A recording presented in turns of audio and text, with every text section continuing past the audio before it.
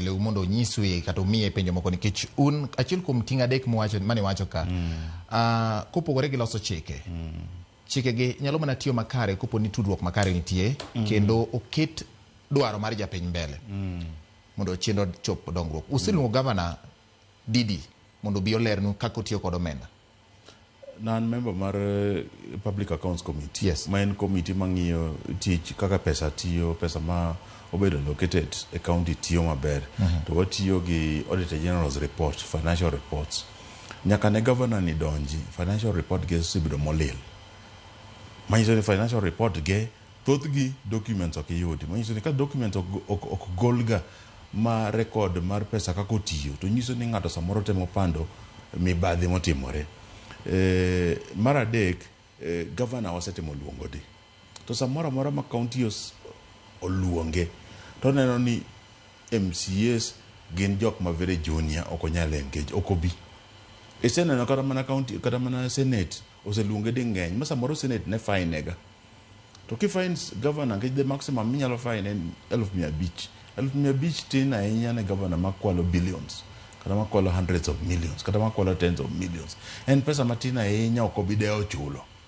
Koro wamanyo yo maber ma dewa hakikisha go ni governor tiyo. Nikech chik manolos ni mar devolution, ngene devolution onego bed ni serve japiny ma piny kabisa.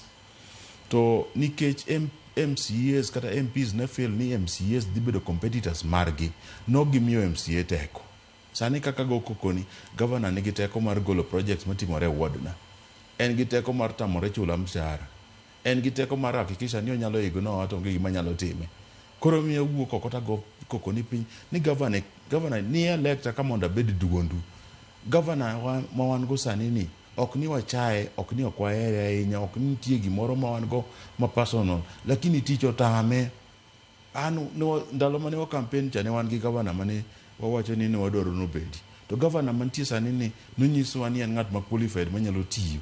Lakini gima fani ni nobiro gi degree moro kama iluongo ni Teams University ma pok ne owinjo nyaka ne nyuolo. Nyaka jo Kenya, the oldest Kenyans nok nyalo ng'eyo ni Teams University ni to noaka.